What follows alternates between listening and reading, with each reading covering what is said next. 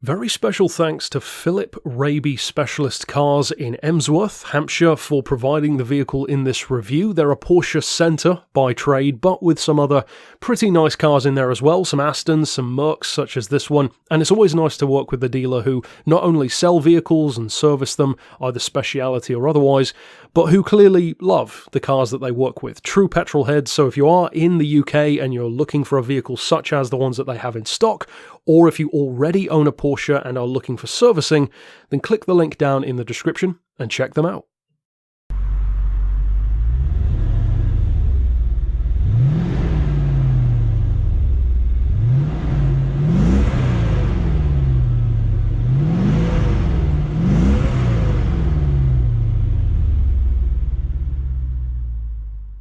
For this particular review, I'm going to go ahead and do something that I wouldn't typically do, and that is reverse the order of what I'm going to say.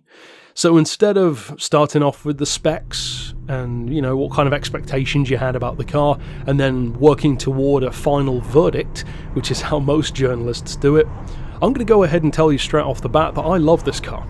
And although that might encourage you to not stick around for the whole video, I'm going to go ahead and trust that those of you who are, for instance, in the market for something like this will want to hear more than just that, because of course I'm going to get into some of the reasons why. Now, to be honest, the single biggest reason why I like this car so much is the classic case of expectations versus reality. It's always nice to go into a car review and come out of it with a completely different mindset. Sometimes you don't know what to expect and get pleasantly surprised. Sometimes you think you do know what to expect and you're still surprised. To me, that was the case here, because I've driven a couple of very different AMGs to this on the channel recently. The C32 AMG, for instance, completely different animal to this car. The ML55 SUV, which despite having a very similar engine spec, essentially the same engine but in a different state of tune, but again a totally different animal to work with. Taller, heavier, much more space, completely different performance.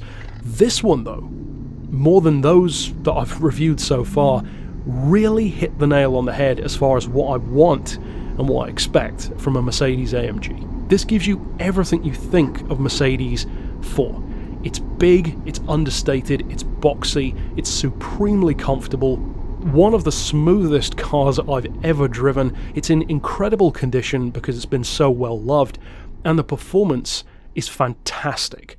In fact, this is one of my favourite vehicles that I've reviewed so far on the channel. Now, no vehicle is, let's say, objectively perfect. There's pretty much something you can always change and tweak or complain about if you want to. On this occasion, let's get to those two things first, because there are some potential drawbacks to the ownership experience of an AMG. Let's say, for example, you want to buy one and use it every day. As many of my reviews are catered to that kind of buyer, let's get into that. So what are the drawbacks? Well, the first one is fairly obvious, so we'll get to that second. The main thing about this particular generation of E-Class, not just the AMG but the regular ones as well, is they are somewhat susceptible to rust.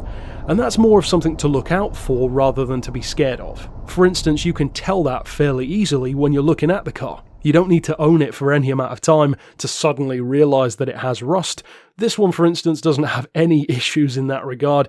It's probably one of the best, if not the best, E55 out there. It's mint, borderline show car condition, in fact. But that is something to bear in mind. So if you're looking for an E-Class, in fact you could say looking for any car really, but in particular these, make sure that you give the car a good look around underneath, under the bonnet, in the door wells for instance. Just check around for that rust.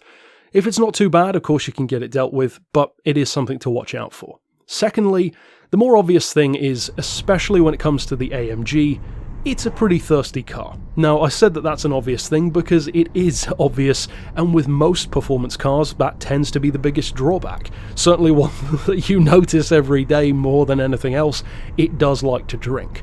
However, in my time driving this car, the fuel gauge actually barely moved, and even though of course I wasn't doing autobahn speeds all the time, it was still kind of reassuring to see such a large, relatively heavy and certainly powerful and torquey car that doesn't just drink like an alcoholic all the time. That was nice to experience. So speaking of that power and performance, how quick is this thing? because there are so many different AMGs, starting from these far more mainstream ones that didn't necessarily have the direct race influence that AMG started with in the 90s, then of course through the Daimler Chrysler era, and now out the other side of that with Mercedes AMG being kind of its own sub-brand almost of the Benz empire.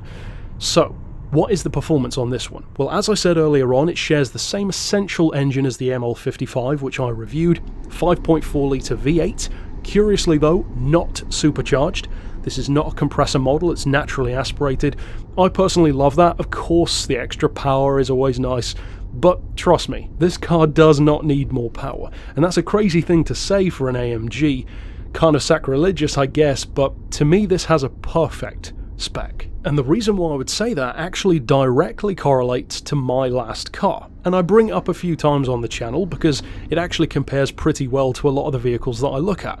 And that is of course the earlier 2005 shape Maserati Quattroporte. Because, in a funny kind of way, if you're in the market for something like an E55, that is probably also on your shortlist, at least for some people. It's a similar price, similar size, similar kind of category, and even the performance is fairly close. But that's my point. If you look at the spec of the Maserati, well, it's a far more powerful car. Around 400 horsepower, this car is 350. And yet, the Mercedes is at least as fast as the Maserati. From 0 to 60. Now top speed wise it may not be because of the limiter, of course, 155 miles an hour, but you could always get that removed if you wanted to. The point is that 0 to 60 time of about 5.4 seconds is very impressive for a car with 350 horsepower. And if you're wondering how they managed to do that, well, there are actually two reasons. One is the weight, and the second is the torque. Torque is something which a lot of people talk about, but don't really understand.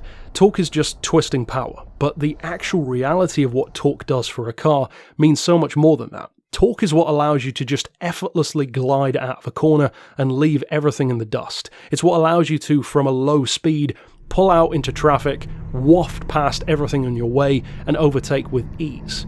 That is what torque is all about. Plus, although people don't often think of it, torque is actually good for fuel economy because it means that the engine has a huge amount of strength in effect without needing to work that hard. And that is the key advantage that this has over that Maserati's Ferrari engine.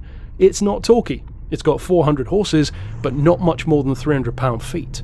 This, on the other hand, with 350 horsepower, has almost 400 pound-feet. That is a lot of torque for this naturally aspirated engine to have. Now, of course, the later AMGs with that compressor or supercharger layout do have even more, but this is the one that we're focusing on for now. The second thing that I mentioned though is the weight. This is no way near as heavy as you'd probably expect it to be.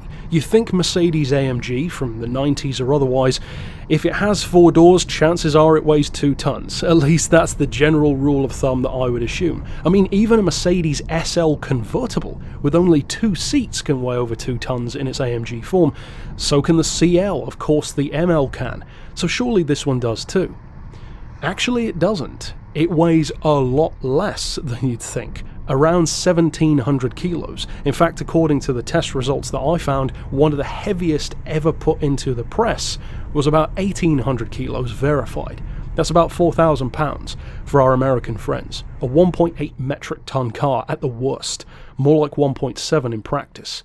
That is a lot lighter than 2 tons. Those 300 kilos mean that instead of being the weight of a Quattroporte, because that is a 2-ton car, this is actually closer to the weight of the Maserati 4200 GT Coupe, which I reviewed last time.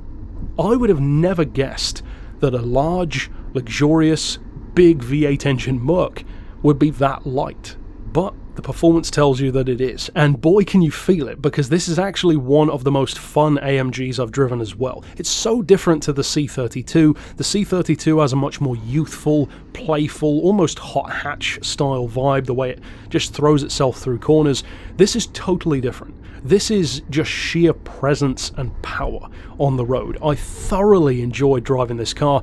And to get to some of the stuff which I always like to discuss, such as the practicality and the driving feel and the space, well, as you can see from some of the camera shots, it certainly isn't lacking for space. In fact, this is one of the most comfortable experiences I've ever had in a car. The headroom is endless, the width and legroom is fantastic, the seat adjustment is perfect, everything about it is pretty great for a larger guy, so of course it will be for a smaller person as well. Just push the seat forward, job done. The trunk space is great, the rear passenger legroom, of course it's an E-Class, so it's good. And for those of you who are potentially thinking about using this as a daily driver, don't worry.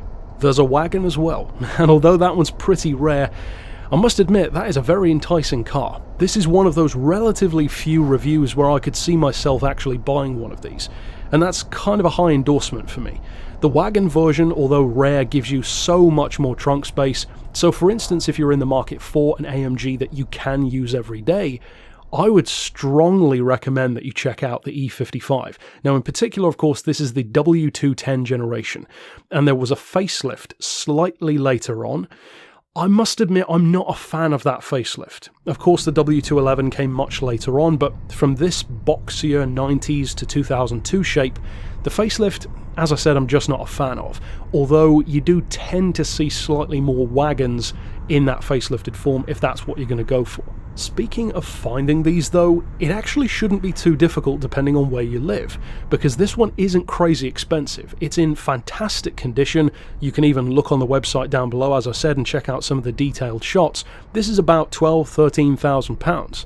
That's pretty great for the amount of car that you get. As I said, a similar kind of price range to a good condition Quattroporte or some other rivals as well, 2-door and 4-door alike. And if you get one that's maybe not quite as mint as this, but still passable, well, you could probably knock maybe 4 or 5 grand off of that price quite easily. Now, a couple of the other things that I want to discuss in this review are actually pertaining to its mechanicals once again, the gearbox and then the suspension. First of all, the gearbox in this one is of course an auto. I kind of love the way that Mercedes lays out their automatic gearboxes though. It gives it kind of this semi-auto vibe, the way you clunk the shifter into these different patterns instead of just clicking it forward and back as usual. But that's a personal thing, some people probably wouldn't care.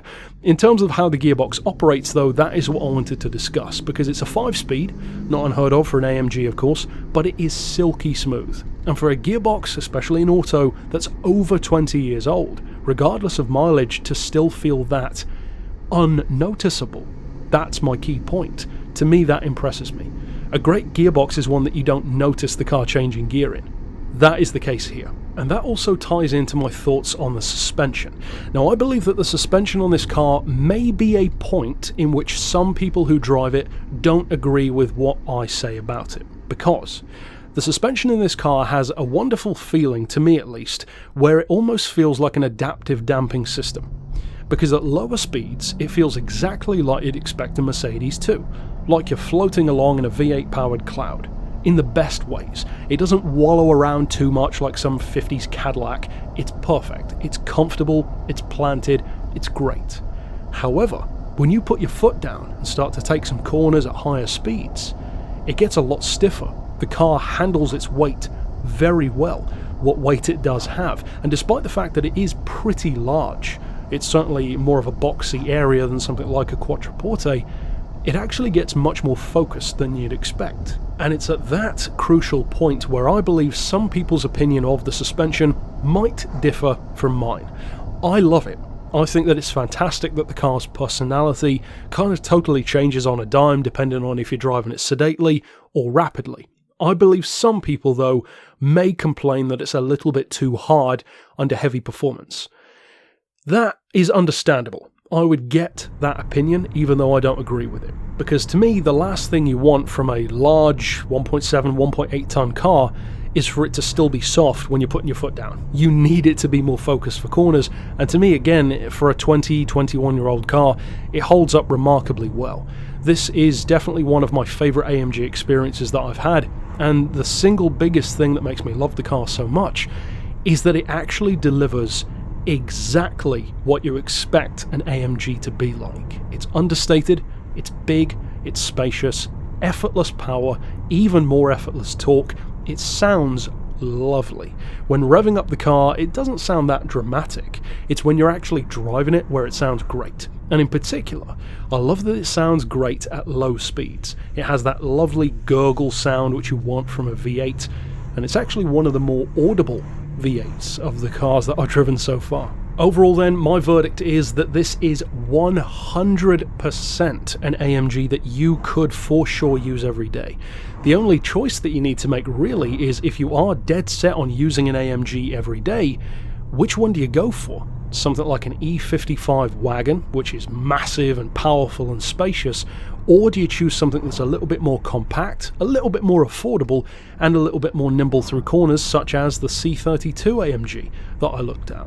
To me, the choice, in my opinion, is clear. I would most definitely go for the E55 for all of the reasons that I mentioned. It's just more of a quote-unquote proper big Mercedes.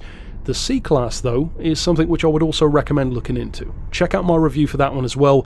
It's a very different animal, but also delivers a lot of that AMG experience. But that's it overall for my thoughts on the W210 generation E55 AMG. Of course, if you're new to the channel, be sure to click here on screen to check out my other reviews, including those other Mercedes models that I mentioned. And until next time, I'll see you then. But for now, as always, thanks for watching.